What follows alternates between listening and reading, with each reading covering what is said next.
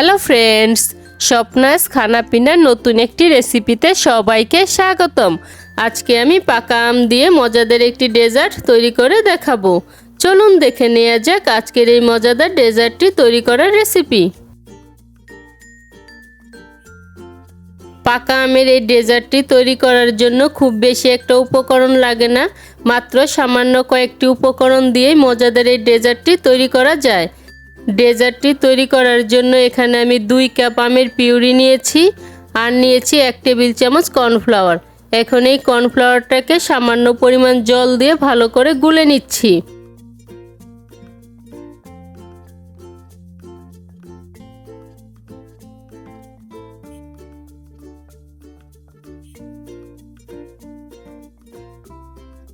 এবার প্যানে আধা কাপ জল ও আধা কাপ চিনি দিয়ে চিনিটাকে গলে যাওয়া পর্যন্ত অপেক্ষা করব।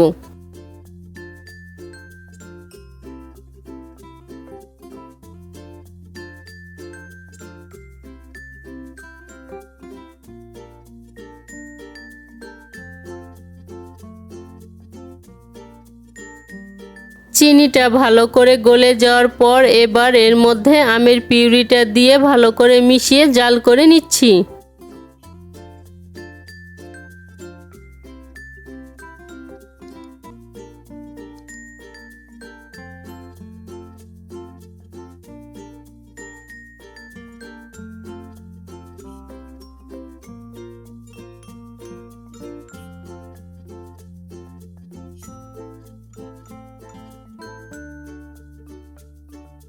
পাঁচ থেকে 6 মিনিট মিডিয়াম আঁচে জাল করে নেয়ার পর আমের জলটা শুকিয়ে এসেছে।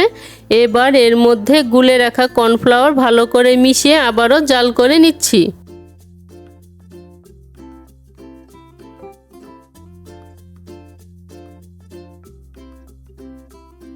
কর্নফ্লাওয়ার দিয়ে আরও প্রায় 3 থেকে 4 মিনিট জাল করে নেয়ার পর মিশ্রণটা ঘন হয়ে গিয়েছে। এখন আমের ফ্লেভারটা আরেকটু স্ট্রং করার জন্য এখানে আমি আধা চা চামচ ম্যাঙ্গো এসেন্স ভালো করে মিশিয়ে নামিয়ে নিচ্ছি। তবে ম্যাঙ্গো এসেন্সটা এখানে চাইলে দিতেও পারেন, আবার এটা স্কিপও করতে পারেন।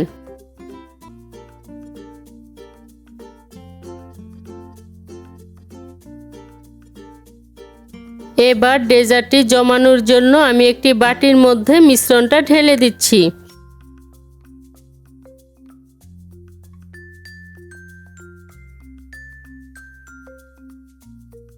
আমের মিশ্রণটা বাটির মধ্যে ঢেলে দেওয়ার পর এবার বাটিটাকে সামান্য পরিমাণ ঝাঁকিয়ে দিচ্ছি যাতে কোথাও বাবলস না থাকে।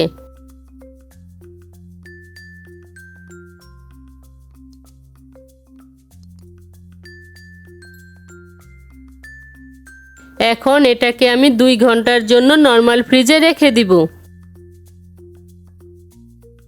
প্রায় 2 থেকে 3 ঘন্টা নরমাল ফ্রিজে রেখে দেওয়ার পর ডেজার্টটি সম্পূর্ণ জমে গিয়েছে। এখন এটাকে আমি বাটি থেকে বের করে নিচ্ছি।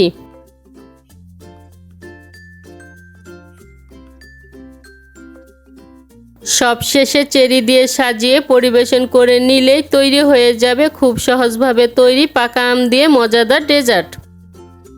আজকের এই সামান্য উপকরণ দিয়ে মজাদার আমের ডেজার্টের রেসিপিটি যদি ভালো লেগে থাকে তাহলে স্বপ্নাস খানাপিনা চ্যানেলটি সাবস্ক্রাইব করে পাশে থাকা বেল আইকনে প্রেস করতে ভুলবেন না।